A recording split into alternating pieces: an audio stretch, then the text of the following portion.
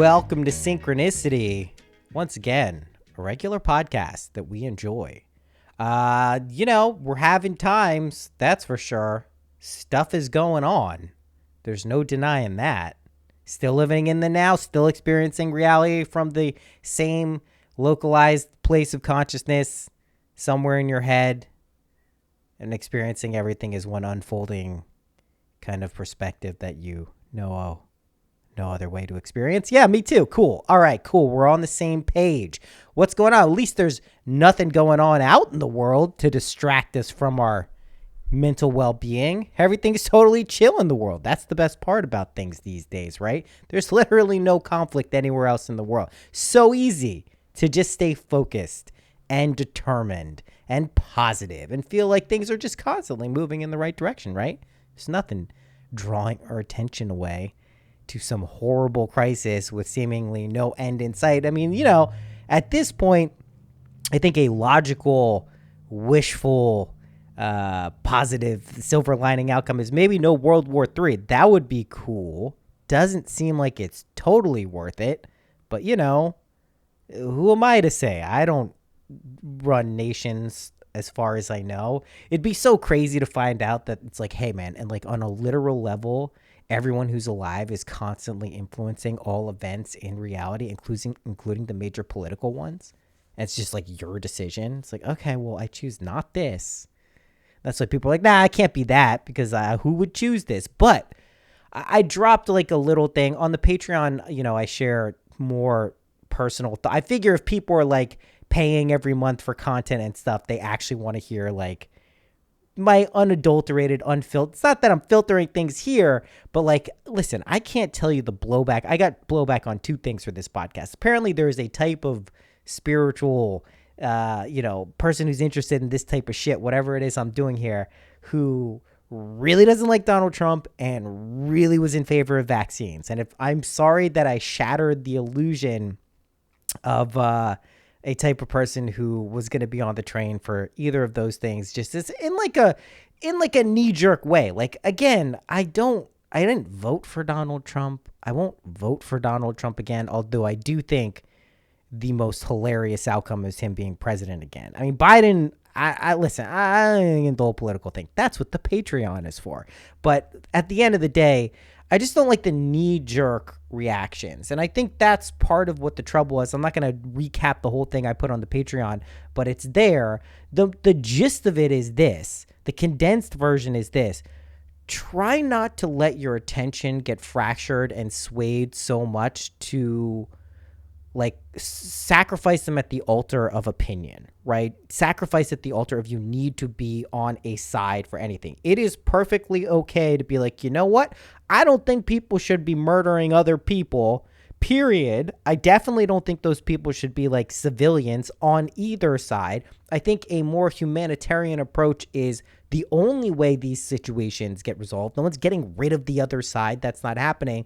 But also be able to realize like maybe there's nuance to this situation. Maybe there are generational things. Maybe there are political and geopolitical agendas at play. And if you're not willing to go like become an expert on those things, certainly don't argue with people on the internet. There's really no worse thing for you to do. I mean, there are worse things. You could like punch yourself in the balls or something, or, hit yourself in the vagina, I guess. That's not great. Don't do that either. But that's the physical equivalent of arguing with someone on the internet. When I was in my 20s, my early 20s, really like late teenager years too, the internet was still pretty novel, right? We're talking about the period of like 2000 to like 2006, probably even before then. I kind of quit it.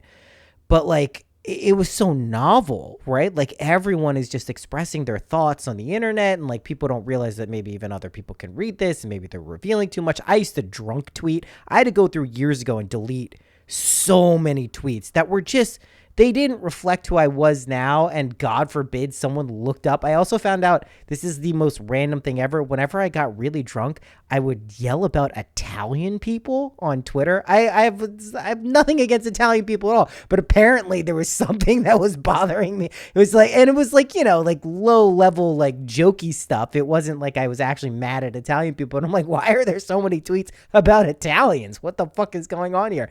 My point is that everyone does stuff on the internet at one time or another, especially when they're learning. You could be old in real life, elderly, but young and new at the internet. And when you get that sense of anonymity, even if it's not actually anonymous, and you go on the internet and you post some hot take, or you react, you reply guy to something that is this person so stupid, please recognize you are accomplishing nothing. Never has a sound zinger of a point on the internet really truly swayed anyone's mind for any substantial period of time, right? Even if you know it's a good one and you're getting upvoted and liked and retweeted and it's great, no one really cares. They're going to forget about it. It's not worth your time. And that's kind of, I don't say the war isn't worth your time. Pay attention to the degree that you can find stability, right? That's really what the goal is with all of this stuff. You could use the war as a proxy for just the external place. Your own personal wars, right, will seem more paramount and present than a war in the Middle East. And I'm sure many of us are fighting wars at any given time within ourselves, right? Just with our thoughts, just with our feelings, just with our moods. That's why it's so easy to fall asleep again, even when we have these profound realizations and experience the power, of our imagination and joy and getting into a positive gratitude loop. It's why we can get off that train, even from day to day, even within a day. You can be like, this is the most profound, amazing, magical day of my life. And then like an hour later, be like, this sucks, I'm tired, right? That happens usually. That's like a common occurrence. So my point is try not to get too swayed. Listen, the easiest thing to do is prey on people's emotions. And I'm not saying there isn't real suffering. God, can you imagine, just like chilling? I mean, granted, you're in Israel, it's not like the most secure place in the world, but you think that no one's going to come and kidnap your family, and that happens. Putting yourself in that position, having children, thinking them in that position, it's heartbreaking. And you're going to see this shit on social media because it's what fucking drives views and clicks and reposts and all those things. It's just there. So know what you're getting into if you're going there.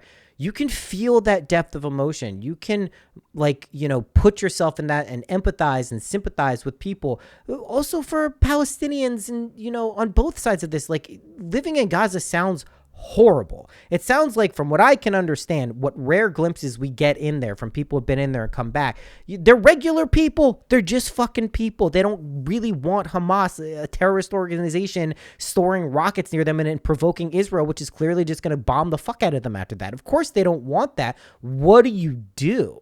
And I think that's hopefully where like the sound kind of focus can come from this. Like, Israel is going to go in and fuck shit up. There's nothing that is going to stop that. Hopefully Iran doesn't get dragged into the war, and all of the surrounding political countries. Like, you have to understand also, the Muslim world is not, like, for people who aren't aware of this or aren't Muslim themselves, like the Sunni and the Shia, like, they're completely different brands of Islam, and they don't really like each other, right? It's not like they're super cool with each other, and there are different factions in different places. And the Palestinians, they're used as kind of like puppets by the entire world in a lot of ways for, political gains and regional power gains. And it's fucked up, and no one deserves that type of life.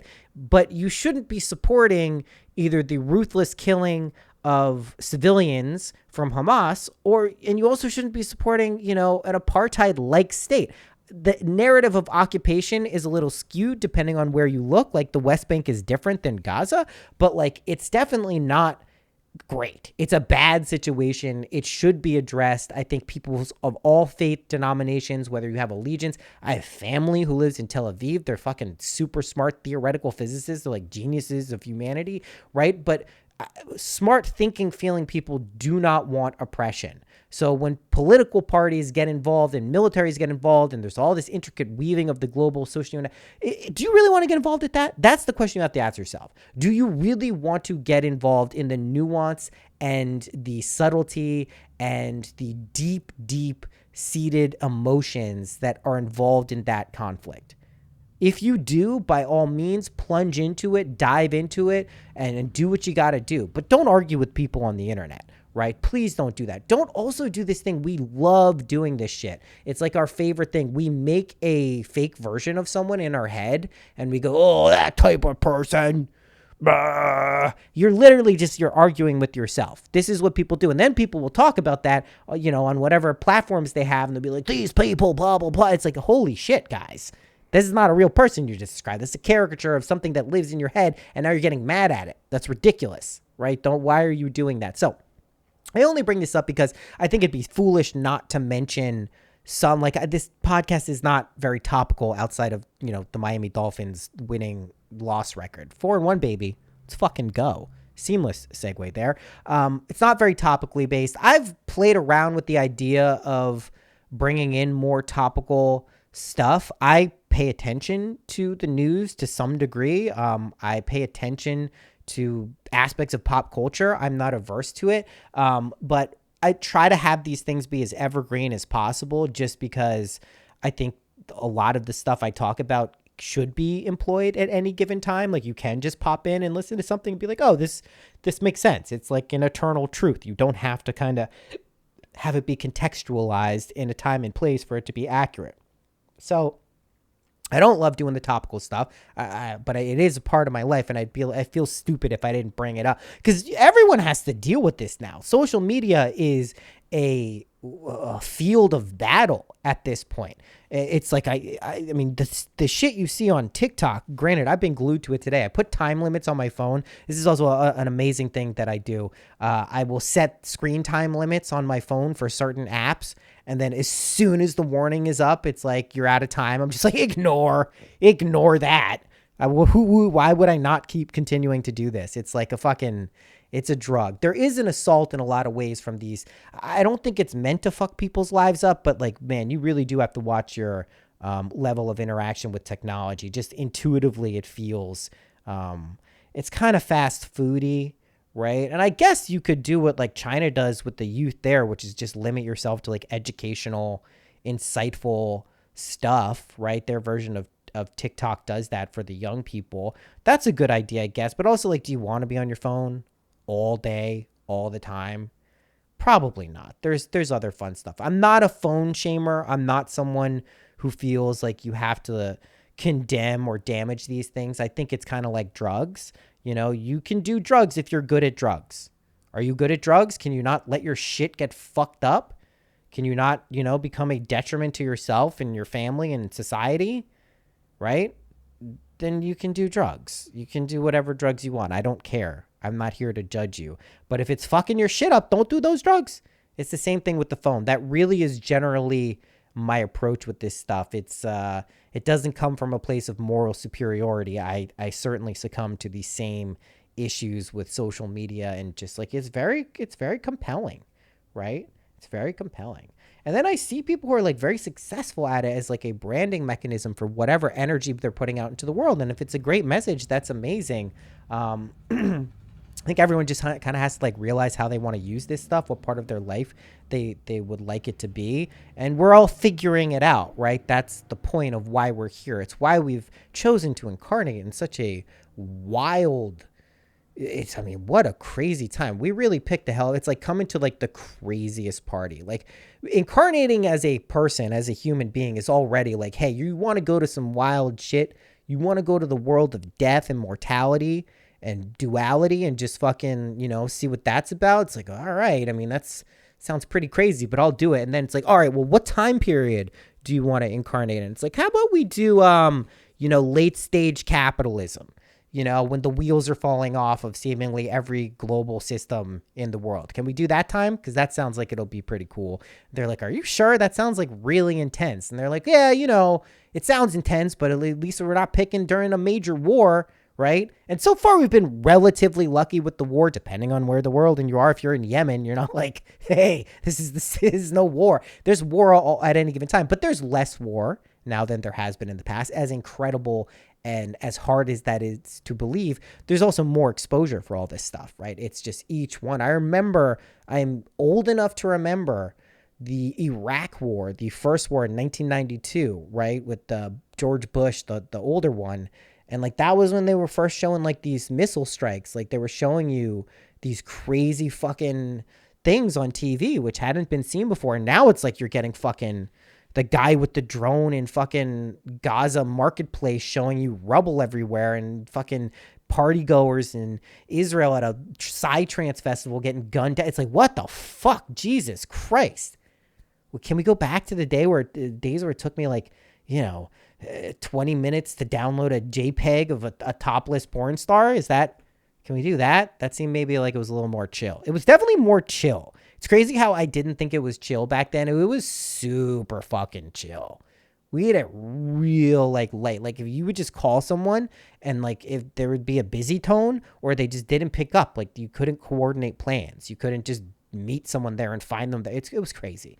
It's crazy. I'm going to increasingly sound older and out of touch with the younger people. It just sounds like it's like regular shit, physical maps and stuff like that. Anyway, that's the intro to this week's episode. We do have other things to talk about besides the war and warring things in the Middle East, which obviously is it's a clusterfuck. Watch your emotions is all I'm saying, right? That's the key, because that really does shape your world, and it is easy to get sucked into this stuff. And sometimes when you get sucked into it, it's not even about the thing. It's just like it's like the ringing of a bell. So if you ring the suffering bell, you ring the rage bell, you ring a deep emotional melancholy bell, it'll start ringing other bells near it. It's like, oh, you don't feel so good. It's like, you feel a little drained. It's like, oh, man, wow, things isn't going well in your life. Oh, are you a good person, or did you fail at that? But all those bells can start ringing together, and we're not really trying to do that, because the truth, and we know this,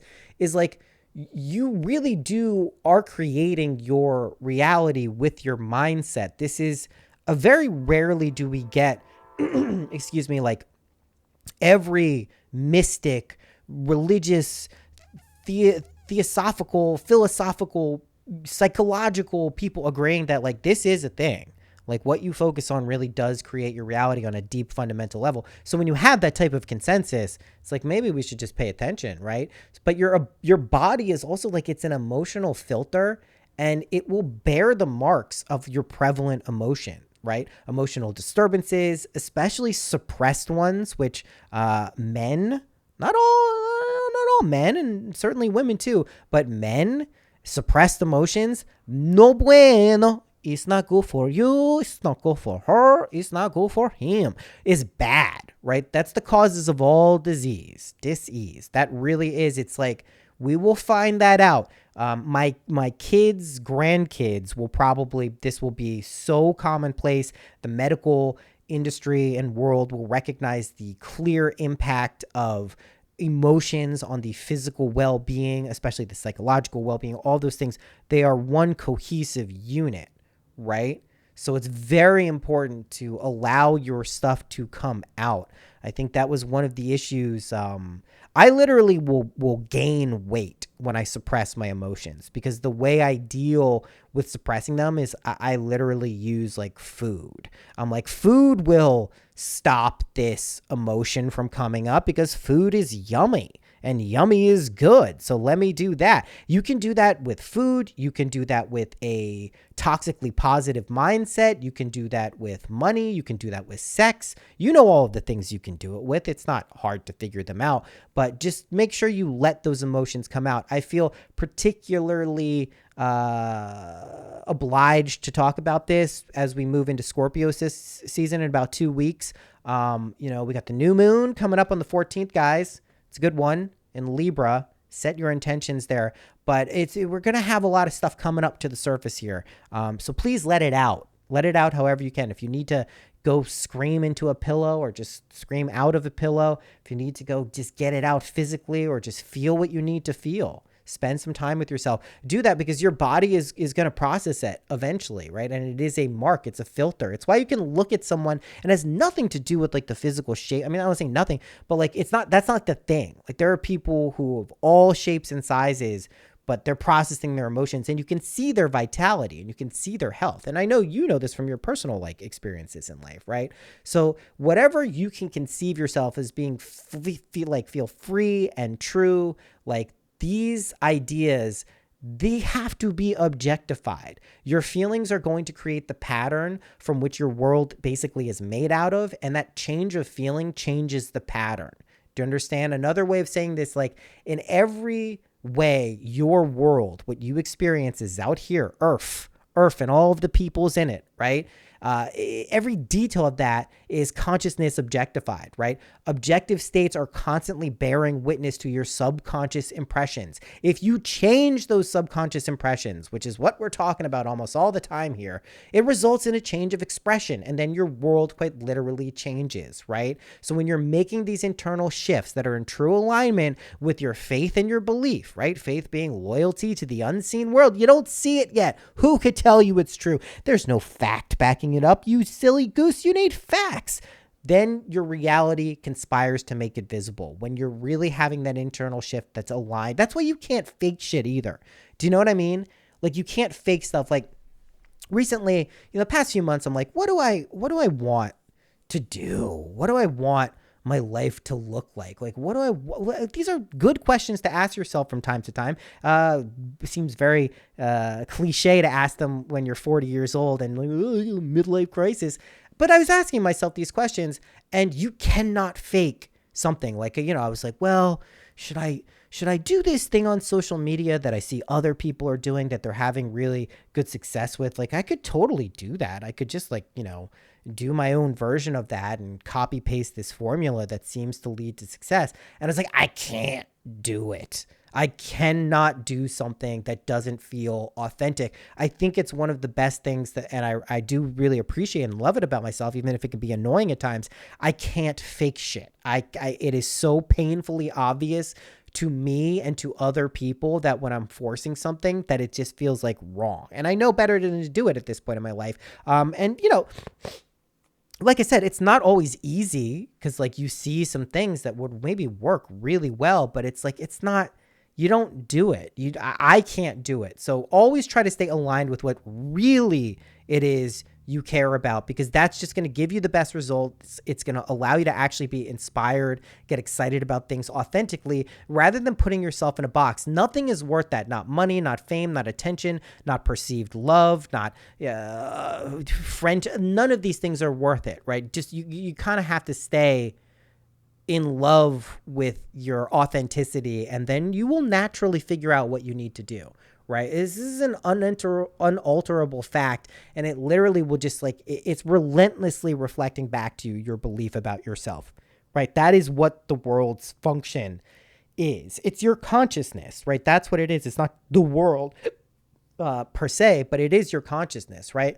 So you don't have to worry. Also, this is a key point that I think a lot of people, when you get into the thinking mind, and this is like a kind of a anxious attached quality. So if you're one of those people, this probably happens for you.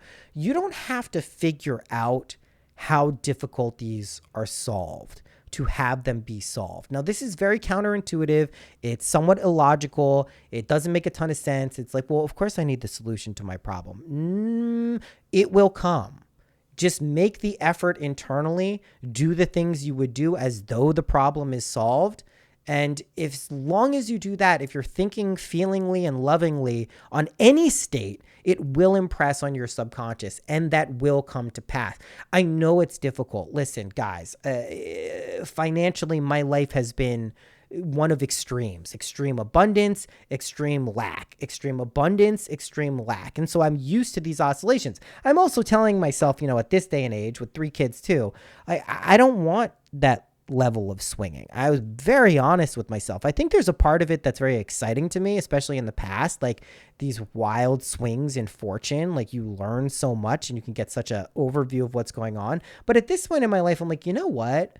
Maybe I think just stable equanimity is the way to go. And that doesn't mean cash flow even. It doesn't mean rich to my wildest dreams all the time or poor all the time. It just means how about some a little less oscillations there? How about learning the value of energy in different ways to store and use it and let it flow? I will probably never be someone who is like a tuck away abundance and put it to the side. I think that's how things stagnate and spoil at the end of the day. But I certainly am going to make far smarter financial decisions in the future, just because I've realized for myself that's probably a wise idea. Do you know what I mean? But you don't have to worry. I bring this up because I'm saying, like, I know what it can be like to be in a situation that feels hopeless. It feels desperate. It feels like there is no way this is going to turn around.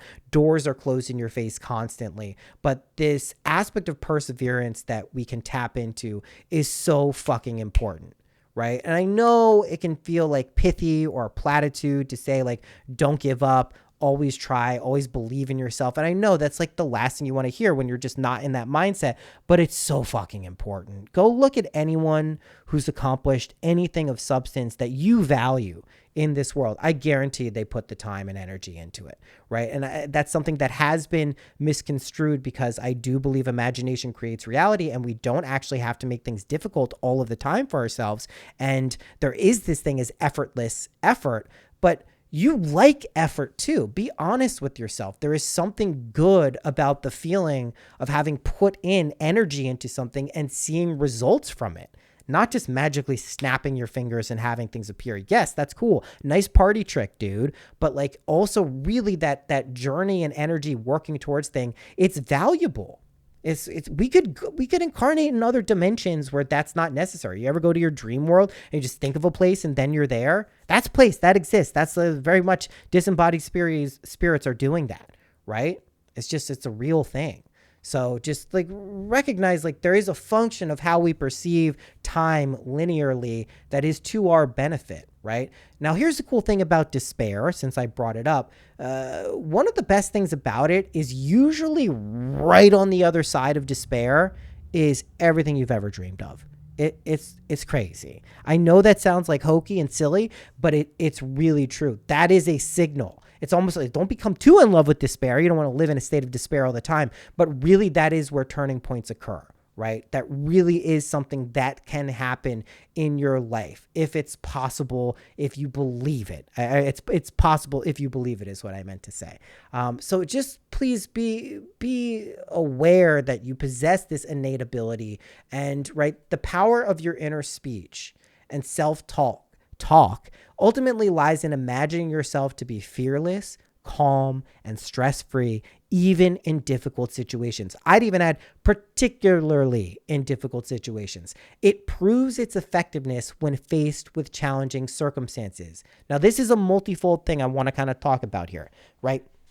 Number one, that's what this is for. Yes, it's amazing to get ourselves into positive flow states where things are working out and we've got a system and it's great and we're helping and we're loving, and it's, of course, that's incredible. That's for the good times. That's like the real power of all of this stuff is when that is not how you're feeling. It is, and that is not how your life is going, and that's not what you're perceiving. I can say this confidently now, having tested it out through thick and thin, right? Through good and bad, right? Through various states of duality. The real power is when you overcome or use this stuff when shit is hard, okay? Listen, I love the idea that a lot of people in the kind of new consciousness movement have, that everything can be and will be easy when you realize this one magical thing and you can open up your life and expand everything in the best possible way. I honor people who are able to do that. That is not people's experience for most of their lives. It does oscillate. There is an up and down. Yes. Can you constantly be moving upward on the spiral of awareness? Yes, you are. Don't worry. That is what we're doing. But the letdown effect of believing that everything will be amazing forever when you learn this one key secret, that's a real difficult thing to have to come to terms with. And internally, the way we deal with that, it can be very challenging and very stressful. And I get that, having experienced it multiple times in my life. Will it prevent me from believing that everything is good forever when things are good? Probably not. I tend to have a tendency to do that. But I just point this out because everyone is at a different stage at any given point in their kind of awareness of themselves, their own divinity, their own ability to create, their own ability to experience, their own ability to become actualized, to express themselves creatively, lovingly, to give love, to receive love. All these things, like, that's something we all are capable of at any given point. But we go through different things. We go through different experiences that don't always fall on the wonderful, brilliant, amazing thing spectrum, right? And I think I could have done a better job back in 2019 and 2020, kind of relaying that, trying to extend some hands to people who maybe weren't already feeling that this is possible or that they can believe this for themselves.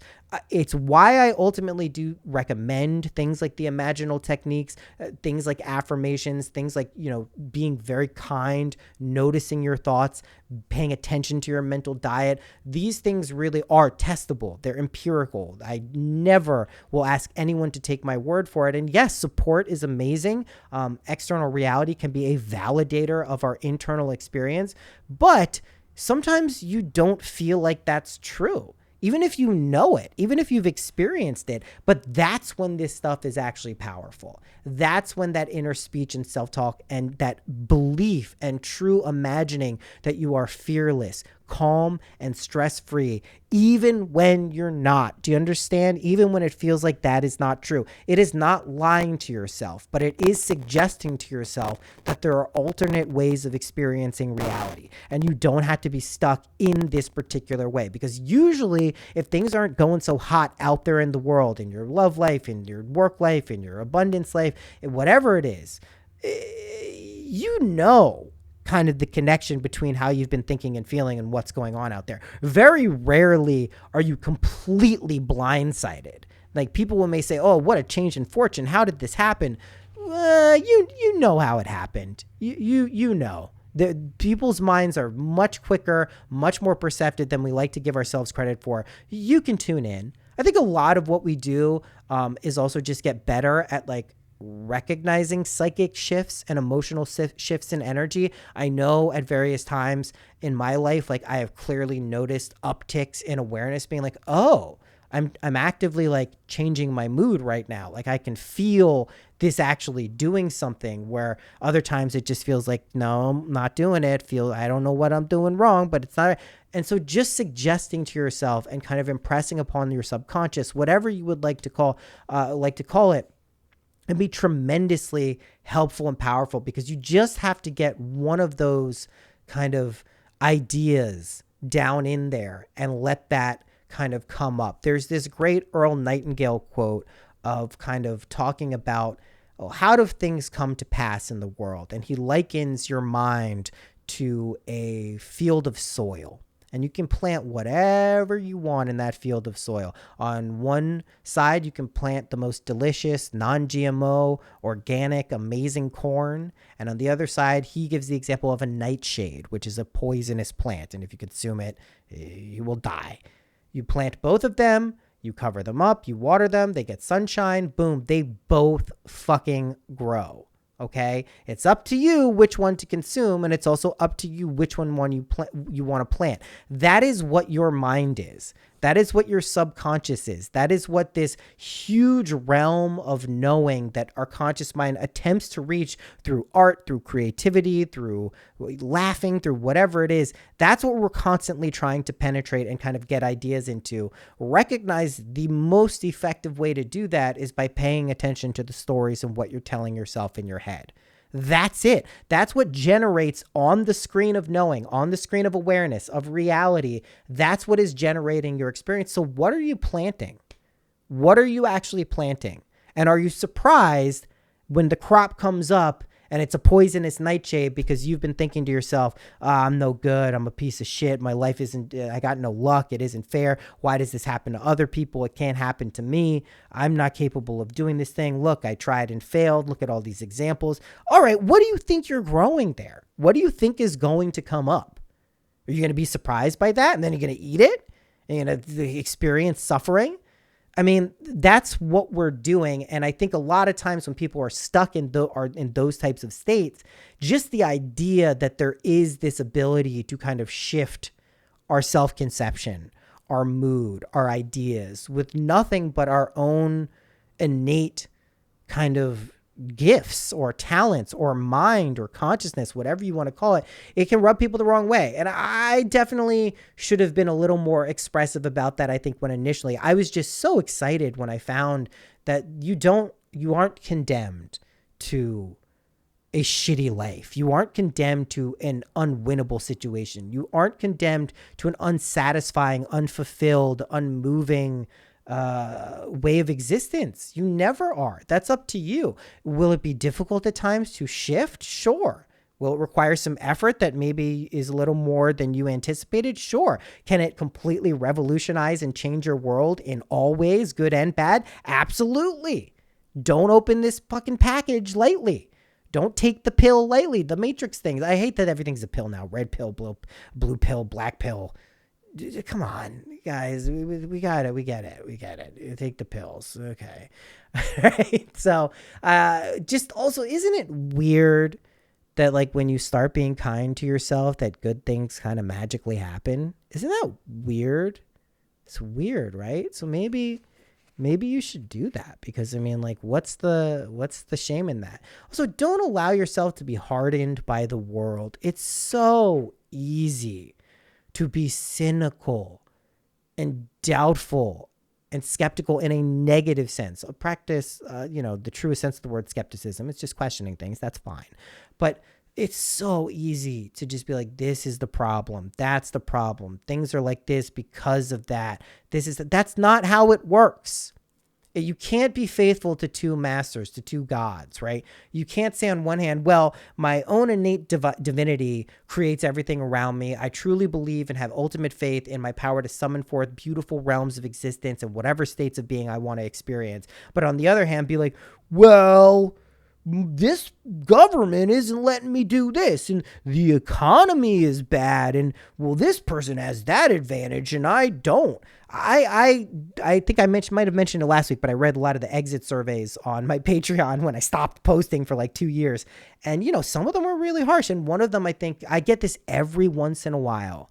Someone will be like, classic white cis male, so entitled, so privileged. First of all, they don't know me. Period. They don't know anything I've been through. They don't know anything about my life. They don't know what's been easy, what's been hard, period. So number one, you don't have to put too much stock into it.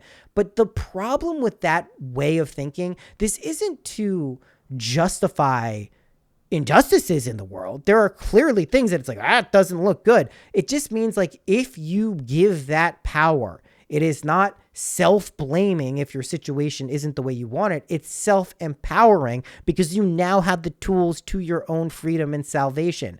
Yes, we can identify conditions in the world that are fucked up, that are harder for people of color, that are harder for women, that are harder for people based in geographical regions. I'm not denying that. Right? That's not something anyone would say, well, it doesn't exist because I don't believe in it. But if that's your God, if that's the way the world turns because of those conditions, then you don't believe this shit. Right? You fail the test, as Neville Goddard would say. And all I ask, no matter who you are, where you come from, what you're doing, try not to fail the test. Believe in yourself. Believe in your divinity. To believe in, no matter how much the odds are stacked against you in every possible way, that your faith and your conviction in your sense, in yourself, in your own wonderful human imagination, that's all you need. That and a little bit of persistence. That and a little bit of belief. That and a little bit of loving yourself and letting that love extend out into the world. That's it. That should be a reaffirming, happy thing to hear. But I understand that if you tell yourself stories about who people are, it can get clouded and lost in translation. And I think that's a shame. I think, the absurdity of kind of how identity politics are entering into normal kind of everyday conversations. I don't know people who are too caught up in that. But for people who are, I imagine it's very difficult to navigate. There's a state of confusion it can kind of elicit, which I think is intentional. I don't think this stuff is by accident, difficult for people to comprehend or kind of identify with, because it really does sway you away. The world will do its thing, which is trying to convince you of its inherent substance and existence.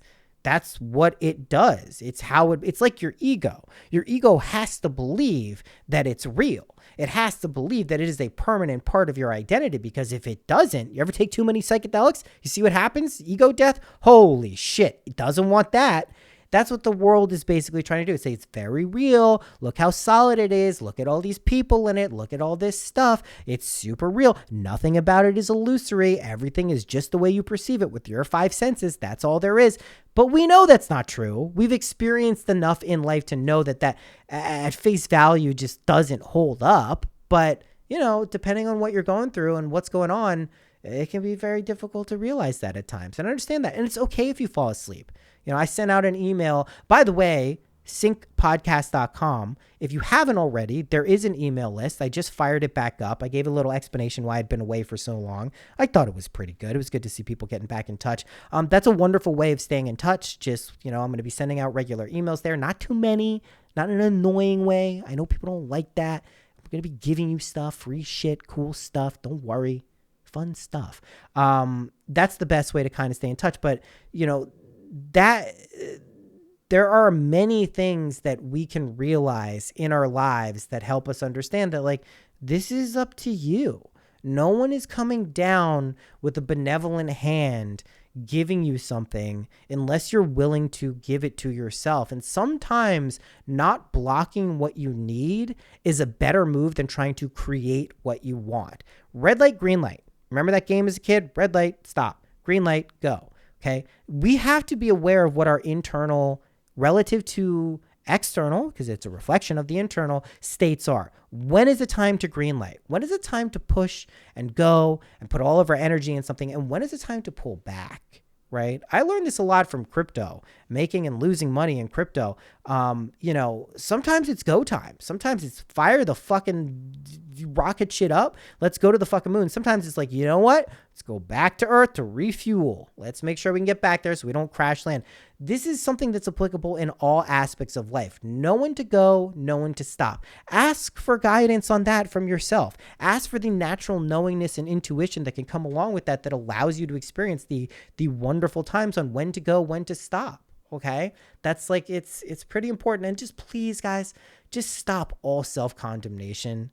Be nice to yourself, please. It's like a prereq for having any success with this. It does help. I'm not going to lie to hear this from other people. It's something that's helped me immensely in my life, but this is ultimately stuff, right? This is stuff that you can't feel or hear the truth or reality of any of this unless you do know that on a deep level. That's why, again, the empirical testing of this stuff is just such an important part of it, because, like, how are you going to take someone else's word for something and totally believe it?